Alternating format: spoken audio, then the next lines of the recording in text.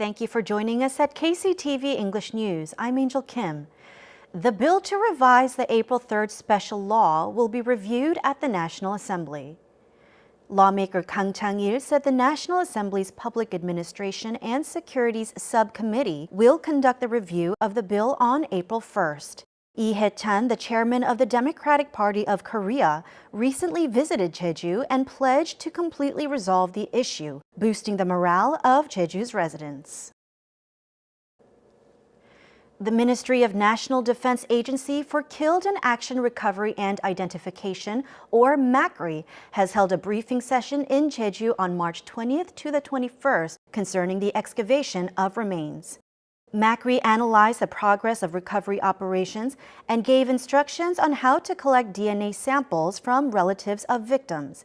Wednesday's briefing examined Jeju City specifically.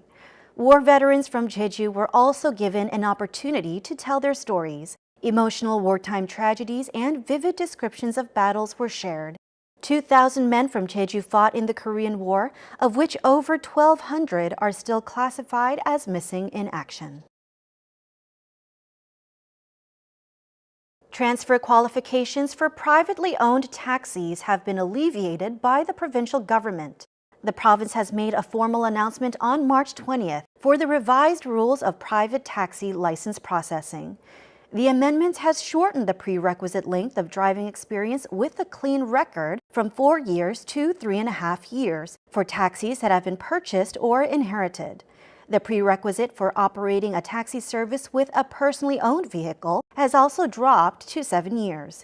The revision was made by taking into consideration the opinions of related industries, as well as the guidelines of other cities to create fairness.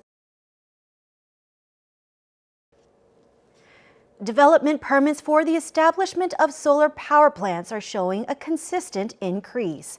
According to the Seogwipo Municipal Office, over 900 requests have been approved since 2016. These requests cover an area of 1.87 million square meters of land.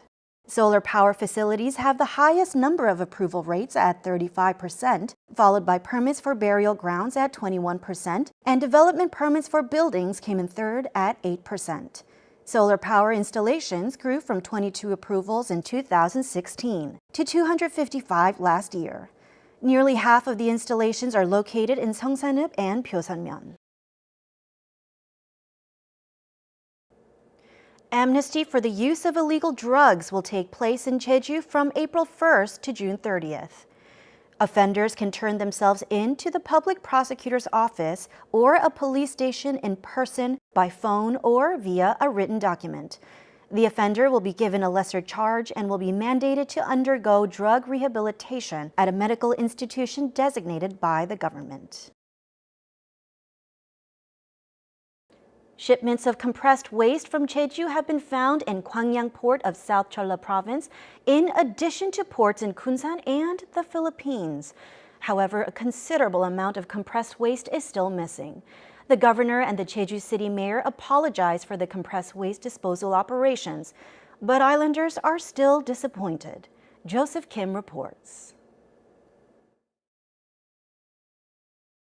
42,000 tons of compressed trash generated in Jeju have been carried out of the island since April 2015.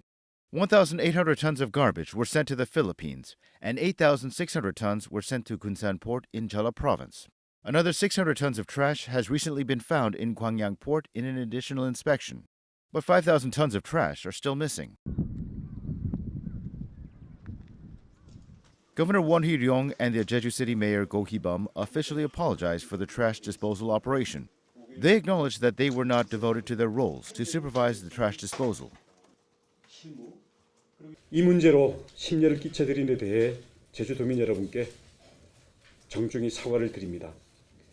위탁 업체에 대한 관리 감독의 부실 책임 또한 통감합니다. The province says companies will be thoroughly investigated by the provincial office and its audit committee to identify their waste disposal operations, and that legal action should be taken if any unlawful activity is found. One also acknowledges that substandard cube fuel of compressed trash is the root of the issue. Therefore, he says his office will thoroughly inspect waste compression companies and correct improper operations.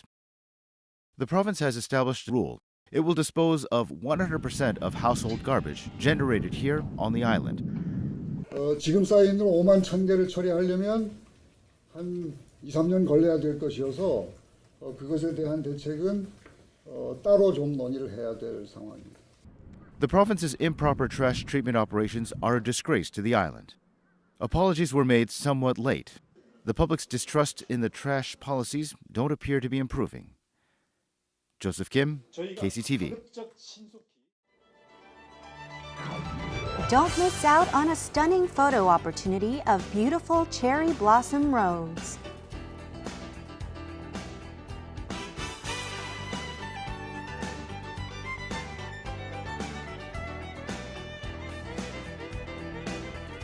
Refresh your mind with canola flowers and trekking.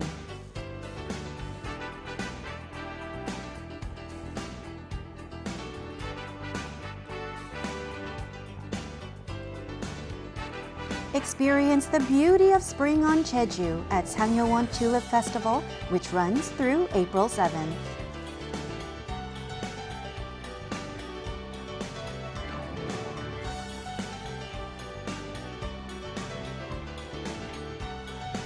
Korean and international movies are being screened for free at 3 p.m. Tuesday through Saturday at the Jeju Movie Culture and Art Center in Tapdong.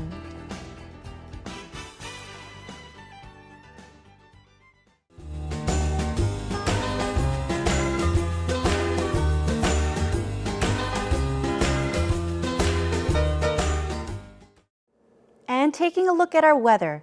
Temperatures will drop, but we can still look forward to sunny skies on Friday. For the details, here's your forecast.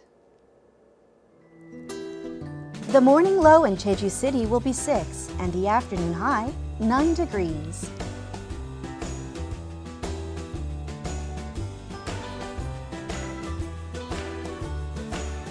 Warmer temperatures down south in Seogwipo with a low of 7 and a high of 14.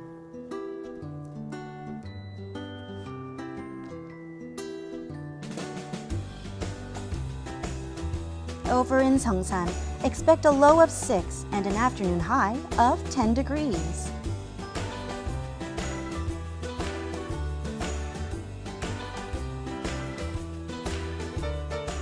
Across the island in Kosan, we'll have a low of 6 in the morning, warming up to a high of 8.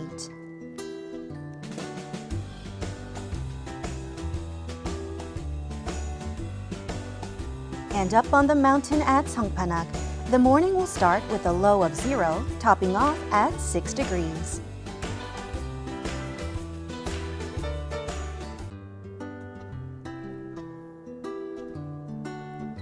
Out on the water, winds will be out of the northwest and north at a speed of 10 to 16 meters per second, with seas between 2 and 4 meters.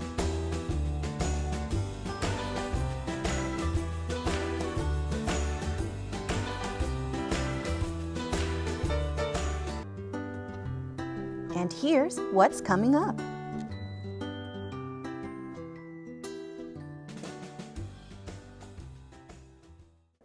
That brings us to the end of today's newscast.